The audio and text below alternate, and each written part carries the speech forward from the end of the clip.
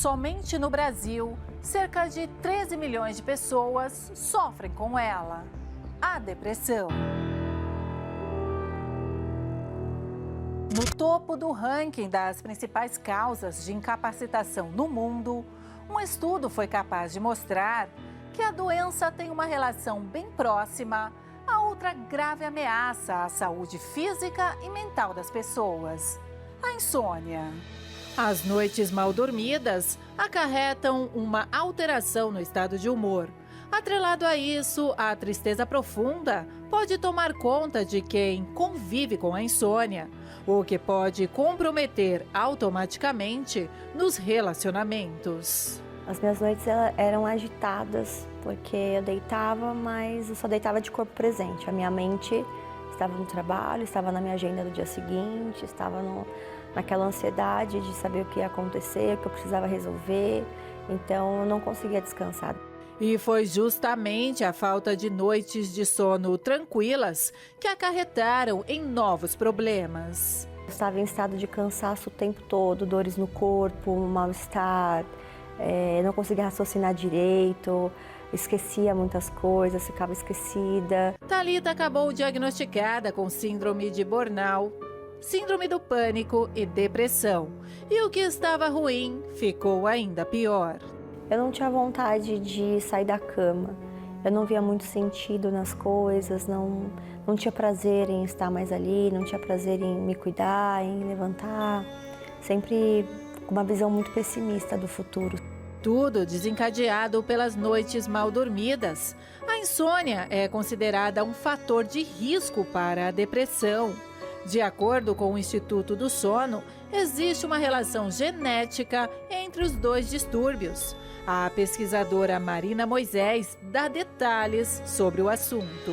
São duas manifestações clínicas que andam juntas. Não necessariamente uma causa a outra, mas uma é fator de risco para a outra, justamente porque elas compartilham fatores genéticos e ambientais. A pesquisa entrevistou 1.042 pessoas entre 20 e 80 anos, que apresentavam sinais de insônia, depressão ou ambas as doenças atreladas à saúde mental. O que nós vimos, na verdade, é que os fatores genéticos de má qualidade de sono estão muito próximas, muito similares às origens genéticas de sintomas depressivos. Com isso, reforça a ideia de que não existe muito bem uma relação de causa e consequência. O que existe, na verdade, é uma sobreposição de origens. Pessoas que têm um risco aumentado para um, provavelmente também têm um risco genético aumentado para o outro.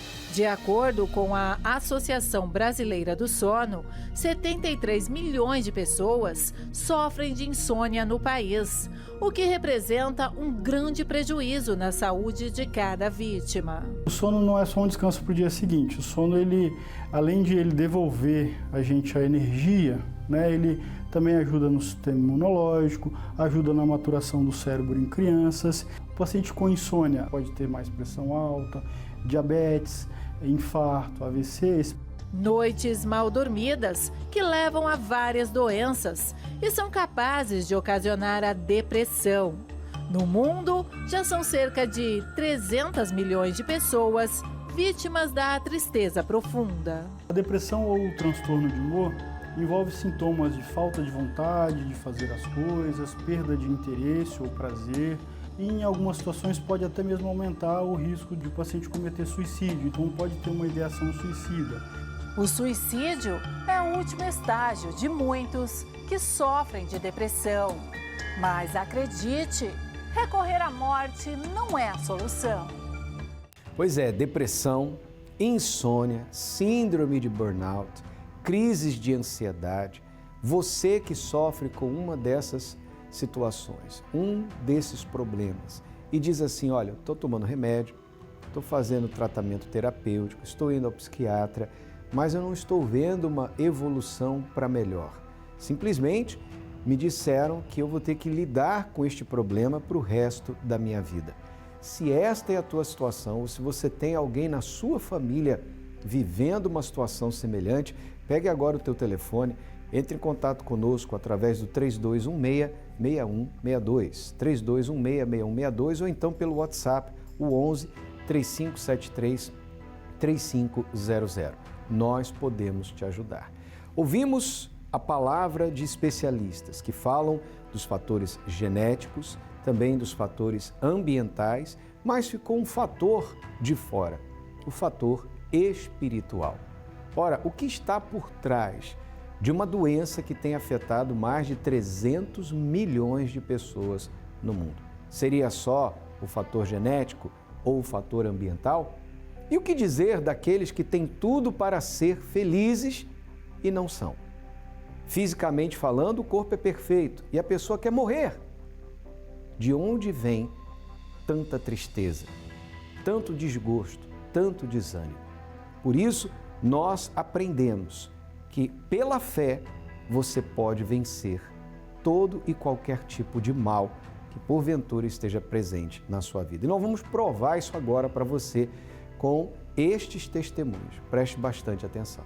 Seu nome? Fernanda. E a vitória, Fernanda? Então, bispo, a minha vitória foi de que desde muito nova eu tinha muitos problemas. Eu guardava tudo para dentro de mim, eu não costumava pedir ajuda. Quando eu cheguei na igreja, eu continuei dessa forma. Eu orava a Deus, eu pedia ajuda a Deus, só que eu não falava sobre aquelas coisas que estavam profundas dentro de mim. E anos se passaram, eu fui resolvendo as coisas de uma maneira muito paliativa. Até o momento onde ali eu entendi o meu pecado, ali eu fui convencida do meu pecado, eu consegui falar com Deus, eu consegui me abrir. A partir daquele momento, eu comecei o meu processo de libertação, e foi nas sextas-feiras. Uma das principais dessas coisas era a questão da ansiedade, porque geralmente quem carrega muitos fardos sobre si vai ter ansiedade. Então, assim, eu tentava disfarçar, mas ela sempre estava ali comigo. Só que vindo nas sextas-feiras eu comecei a lutar, fui liberta disso.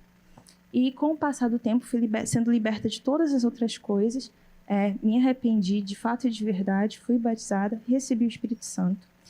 E, além disso, a gente quer sempre também estar podendo ajudar as pessoas que passaram pela mesma situação que a gente. E no meu trabalho, eu conheci uma professora que, coincidentemente, ela passava pela mesma coisa que eu. E eu sempre falando para ela sobre a palavra. Só que é aquela palavra que diz que as pessoas precisam, para crer, ver sinais e prodígios. E ocorreu uma situação de uma familiar dela. E eu fui perguntar o que era. E ela tinha me contado a situação. Uma tia dela tinha sofrido um aneurisma cerebral. E nesse aneurisma cerebral que ela sofreu, ela foi desenganada pelos médicos. A ponto de que o que ela me falou, de que os familiares já estavam se reunindo, fizeram um grupo para comprar o caixão, para pagar o velório dessa tia. E eu falei para ela, não, creia. E eu só falei assim, tipo, olha, você crê que está escrito, eu sou o Senhor que te sara. Então, creia nessa palavra. E ela creu, bispo. E assim, ela falou, tipo, olha, a minha família tá achando que eu sou maluca porque eu criei. Aí eu falei, não, mas é isso mesmo, a fé é loucura, então creia. Bispo, em resumo, a tia dela começou a falar. A tia dela acordou, que não estava acordada. A tia dela começou a falar que era impossível. E assim, eu falei para ela, você tem que ir lá dar o testemunho. Eu não sei se ela veio em algum momento. Mas pelo menos ali eu sei que ela viu o poder de Deus agindo na vida dela. Graças a Deus. Amém. Bem forte para o Senhor Jesus. Seu nome? Rodrigo. E o seu? Carisiane. Então, quem vai falar? Pode falar. Posso começar, bispo? Então, nosso filho começou com a gente na Igreja Universal aos 8 anos de idade. EBI, FTU, Força Jovem, sempre firme com a gente, sempre querendo estar na igreja. Às vezes ele vinha de tarde, ficava com o pastor, ajudando o pastor. Então, sempre uma excelente criatura, um filho de Deus mesmo. De repente, do nada, virou a cabeça. Não queria mais estar na igreja, queria sair do grupo jovem, não queria mais participar de nada. A gente tinha que insistir para vir na igreja com a gente e começou a manifestar dentro de casa. A gente, usando a fé, orava e um dia ele manifestou e tentou esfaquear a nossa filha. Aí a gente viu que a situação estava muito grave, chamamos ele para conversar e ele realmente ele não arredava o pé, ele não queria mais vir para a igreja, ele achava que a gente estava obrigando ele para a igreja, ele odiava. E a gente achou isso muito estranho e ele decidiu que iria embora morar com o pai biológico dele. Aí conversamos com ele aceitou. Só que na hora de ir, ele resolveu ficar com a avó. A avó aceitou. E a última vez que a gente tinha conversado com ele antes do propósito da Rosa, ele tinha desrespeitado a avó. Ele tinha brigado com ela e, assim, a minha esposa achou isso um absurdo porque ela nunca tinha desrespeitado a avó. Resumindo, começou a fazer o propósito da Rosa. Comecei a fazer o propósito da Rosa e tudo mudou. Eu disse, Deus, se eu sirvo um Deus tão grande, eu não aceito isso na minha família. Eu não aceito o meu filho perdido. Eu criei ele aqui dentro da tua casa, então eu não aceito. Eu te sirvo. Então eu coloquei na minha cabeça, eu digo, vou fazer o propósito da Rosa, é tudo ou nada. É tudo ou nada, é agora ou nunca. A gente começou a fazer o propósito da Rosa. Vim toda sexta-feira. Eu trabalho o dia todo e sempre que não era para vir, eu deixava tudo para trás. Eu digo, não vou desistir, que fica para depois. Então a gente começou a fazer o propósito da Rosa. O que aconteceu com o teu filho? Ele mudou da água para o vinho. Quantos anos ele tem? Ele tem 17 anos agora. 17. Então ele mora com a minha mãe ainda, mas assim, aquele espírito de rebeldia acabou. Ele é aquele filho que vinha, né, para a igreja, aquele filho que eu criei, que eu entreguei para Deus. Ele está retornando, né? Então a nossa luta agora é ele retornar para a igreja e aos poucos a gente está conseguindo, dia 18 ele estará aqui. Amém. Graças a Deus. Deus abençoe vocês. Seu nome? Josiane. E a Vitória, Josiane? A Vitória é que eu tinha depressão, né? Sofria muito com depressão, então eu tinha um vazio muito grande. E aí quando eu cheguei na igreja, eu me libertei totalmente, porque antes eu sofria, né, com depressão, eu tinha desejo de suicídio, nunca cheguei a tentar o suicídio em si, né, mas eu tinha vontade de me matar, vinha pensamentos de que a minha vida era em vão, né, então eu sofria dessa forma, né, no caso. Quanto tempo você sofreu assim? Uns 15 anos, mais ou menos. 15 anos? Sim, senhor. Chegou a ser diagnosticada, foi no médico? Não, senhor. Mas na verdade, tinha todos os sintomas? Sim, senhor. Eu tinha todos os sintomas. Nem a minha família sabia que eu tinha, na verdade. Porque se as pessoas me olhassem assim, aparentemente parecia que eu era uma jovem muito feliz, né? Mas só eu sabia, assim, a tristeza que eu sentia dentro de mim. Depois que você chegou aqui na sexta-feira, o que aconteceu? Aí eu me libertei, né? Eu aprendi a usar a minha fé. Eu deixei as coisas que eu fazia de errado também. Tirei aqueles pensamentos de suicídio, né? Eu entendi que aqueles pensamentos não eram os pensamentos de Deus, era pensamento do diabo para mim me perder, né, na verdade. Eu usei a minha fé, usei a Rosa também, né, fiz vários propósitos, me libertei por completo, recebi o Espírito Santo, que é o meu maior presente, né, que hoje eu tenho, e só tenho a agradecer por ter me livrado, né? Como é que está a sua vida hoje? Hoje a minha vida está abençoada, meu casamento, minha família, minha vida financeira. Valeu a pena, né? Com certeza, valeu a pena. Graças a Deus. Deus te abençoe bem forte para o nosso Deus. Você percebe que nada tem dado certo? Portas se fecham, os caminhos parecem bloqueados e por mais que você lute, tudo continua travado? Chegou o momento de romper este ciclo. Se existem forças espirituais tornando o bloqueio parte de sua história, existe um Deus que abre todas as portas. Nesta sexta-feira, a sexta-feira do Abre Caminhos, com a devolução da última rosa consagrada em todos os templos da Universal. Sexta-feira, dia 11 de abril, o dia de Abre Caminhos para você, para que a sua situação venha se resolver pela fé. Você precisa que caminhos sejam abertos, o caminho da saúde, o caminho da paz, o caminho da prosperidade, da reconciliação familiar, da vida que só o Senhor Jesus pode te dar. Você que sente que as coisas para você estão assim, travadas, a vida não anda. Nós já estamos no 4º mês do ano e parece que você nem começou o ano de 2025 ainda. Está na hora de você dar um passo de fé, tomar uma atitude de fé para mudar essa história. Olha só o que diz esse texto sagrado. Se eu esperar, a sepultura será a minha casa. Nas trevas estenderei a minha cama. Há certas coisas na vida que a gente não pode esperar, não é verdade? Você está vendo o seu casamento indo de mal a pior. Você está vendo a sua vida financeira indo de mal a pior. A sua saúde mental está se deteriorando. Está na hora de você tomar uma decisão. Hoje é dia de você passar por esse corredor aqui, ó. Corredor de fogo e poder, corredor dos 70 iluminados, e determinar que haja libertação. Você percebe que as coisas estão assim na sua vida, travadas, a coisa não anda, a coisa não vai, você não consegue ser feliz em nada do que faz. As portas estão fechadas, os caminhos travados, trancados. Hoje é o dia da sexta-feira do Abre Caminhos. Pastor André, nós sabemos que essa pessoa cuja vida está amarrada, isso não é normal, ela precisa fazer uso da fé inteligente. Aproveitar essa oportunidade, porque ela está assistindo esse programa agora, de repente ela passou a madrugada em claro, ela está desesperada há muitos dias, se perguntando o que eu faço da minha vida.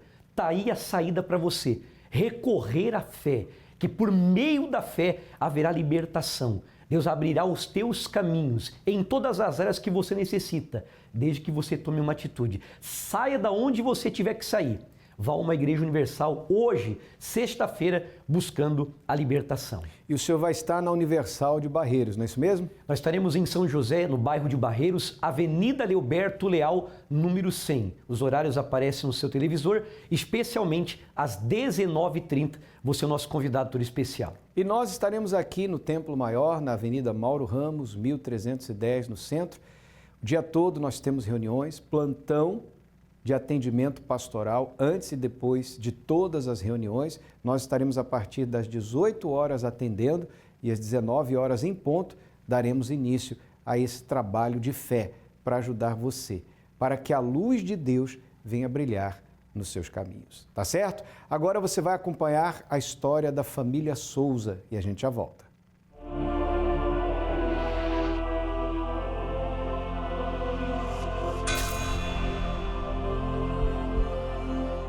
E eu venho de um lar, de uma família destruída, uma família que não tinha paz, que não tinha alegria, uma família totalmente voltada para a destruição. E a minha mãe, ela frequentava centros espíritas, né? A destruição total no meu lar. A minha irmã chegou a passar 5 anos sem falar com o meu pai, né? Vários tipos de doença na família, né? Meu irmão não podia andar pelas ruas porque ele chegava correndo em casa, retornava para casa, dizendo que via vultos, ouvia vozes, né? E a minha mãe já estava em treinamento para participar, né, de cartas de tarô, né? Inclusive era vizinha à minha casa, essa casa onde a professora, né, dela, vamos dizer assim, ensinava para ela, passava para ela como ela poderia fazer para trazer paz para o meu lar, para a minha casa, para a minha família. E foi tudo o inverso, né? Chegou um determinado tempo em que ela estava fazendo trabalho lá, na casa dela, vizinha minha, e a minha mãe manifestava dentro de casa, com legiões de espíritos malignos, né? Manifestava, quebrando tudo, fazendo a maior bagunça. E eu ficava observando aquilo e via que aquilo não estava trazendo resultado para a minha família, né? Só intrigas, só destruição, só vícios, né? Enquanto minha mãe trabalhava nessa parte do espiritismo, o meu pai ia para os vícios, né? Era viciado em jogos e bebidas. E a nossa casa era um verdadeiro inferno. Meu pai chegou a puxar a faca várias vezes para matar a minha mãe, né? E eu várias vezes intervi naquela situação para impedir que aquilo acontecesse. Então a gente foi criado nesse lar. E apesar de estar na igreja, desde criança, eu não conhecia a Deus. Eu escutava vozes, ouvia vultos, eu era uma criança bem perturbada, brigava muito com a minha mãe, todos os dias. A minha mãe, ela era muito nervosa. E ao passar do tempo, eu fui crescendo e fui adquirindo o complexo de inferioridade. O que eu mais queria na minha vida era a atenção da minha mãe, o carinho dela, a presença dela. E por ela trabalhar muito, eu não tinha isso. Cresci nos cuidados de outras pessoas, enquanto ela viajava com o meu pai a trabalho, e isso criava uma revolta dentro de mim. Eu via minhas amigas com a mãe dela e aquilo eu desejava para mim, só que eu não tinha. Na escola eu brigava não só com meninas, mas eu brigava com rapazes bem maiores do que eu. Eu topava brincadeiras perigosas. Eu queria ver algo acontecer comigo, porque eu queria ter os meus pais do meu lado, nem que se fosse no hospital. Eu queria ter meus pais do meu lado, eu queria a atenção deles. Então eu queria casar para ter algo que eu não tinha dentro da minha casa. Conheci o meu esposo na igreja e por conhecer na igreja, achava que ali ia se resolver para mim. Só que eu ainda não estava feliz. Eu me sentia ainda vazia, não tinha a direção de Deus. Eu escutava a minha própria voz, eu escutava a voz do mundo, menos a de Deus. E fomos tendo problema no casamento, porque até então eu fui me anulando, fui ficando cada vez mais calada. O diálogo entre nós foi acabando. Então surgiu sérios problemas por conta da falta de diálogo. Eu acabei trazendo um pouco da bagagem dos problemas que os meus pais tinham, né? Que era justamente a falta de comunicação, que era o companheirismo, a atenção que a minha mãe precisava do meu pai, que o meu pai precisava da minha mãe, né? E um pouco de ignorância, né? Que é justamente a falta de conhecimento. Então isso aí eu acabei trazendo um pouco, infelizmente, para o nosso casamento e atrapalhou bastante a nossa convivência, a nossa união, refletiu negativamente. O diálogo ele foi se acabando e por isso cada vez mais problemas, até o ponto de eu querer me separar. Toda essa situação foi me deixando em depressão. Eu não queria mais nem a luz de uma lâmpada, claridade alguma ao meu redor.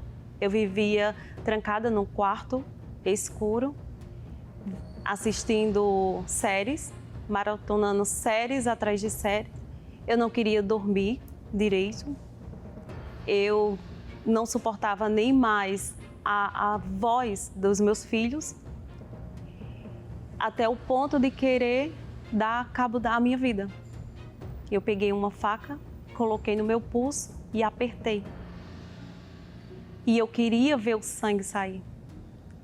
Só que até então, eu ouvi aquela voz: não faça isso. Eu dei a minha vida por você. Não faça isso. Aí foi quando eu soltei e comecei a querer Deus na minha vida.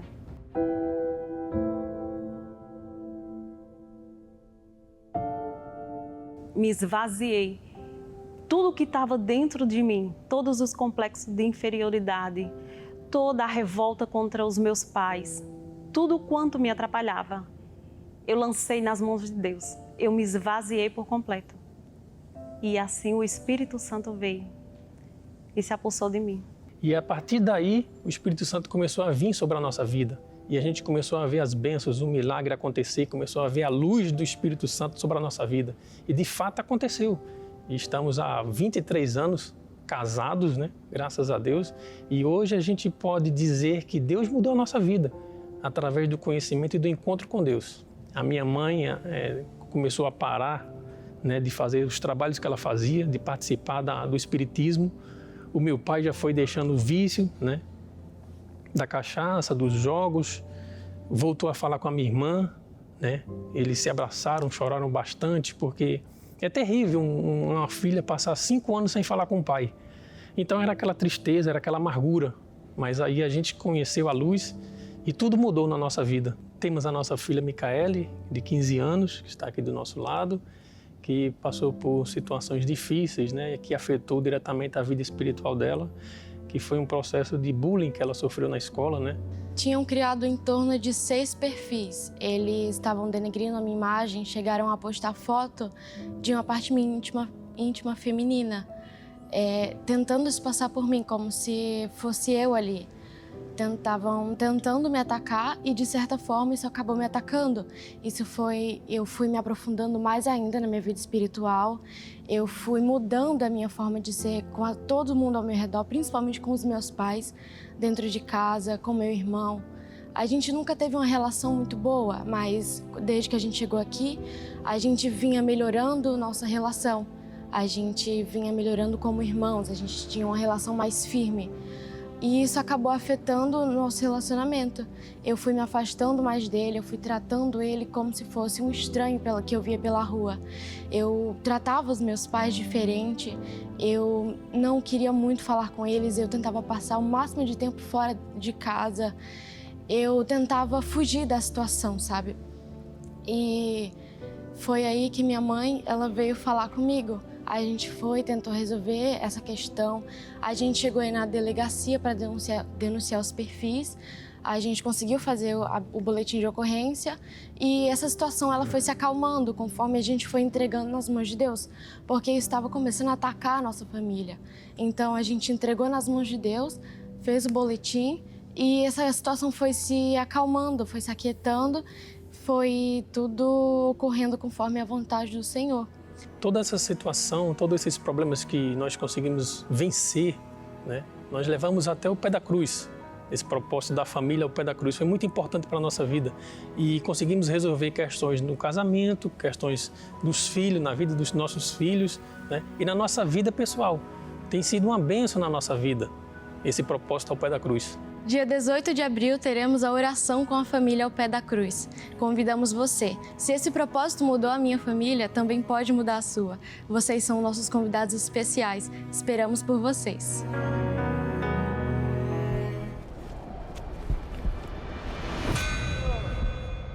Depois da cruz. A história do mundo nunca mais foi a mesma.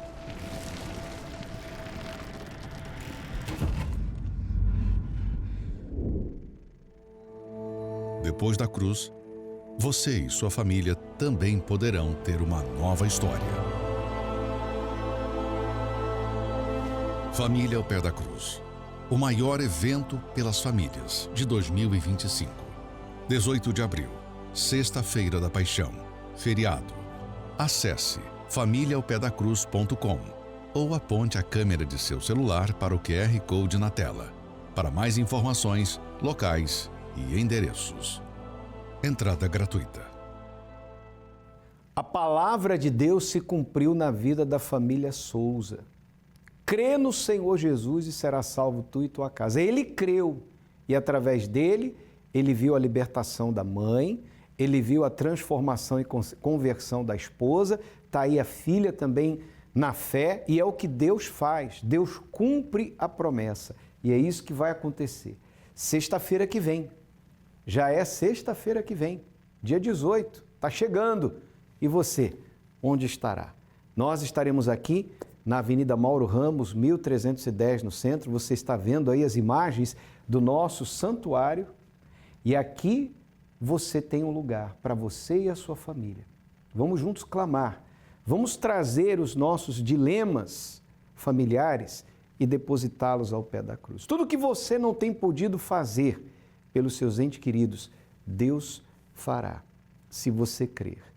Católico, espírita, evangélico, tenha religião ou não, as portas estão abertas para você. Se você está aqui em Florianópolis, Avenida Mauro Ramos, 1310 no centro, 10 horas da manhã em especial, também às 15 e às 18 horas. E em todas as igrejas universal do Reino de Deus espalhadas pelo estado de Santa Catarina. Para mais informações, acesse universal.org/localizar e você vai encontrar o endereço mais perto da sua casa. Mas não se esqueça, será nesta sexta-feira, dia 18.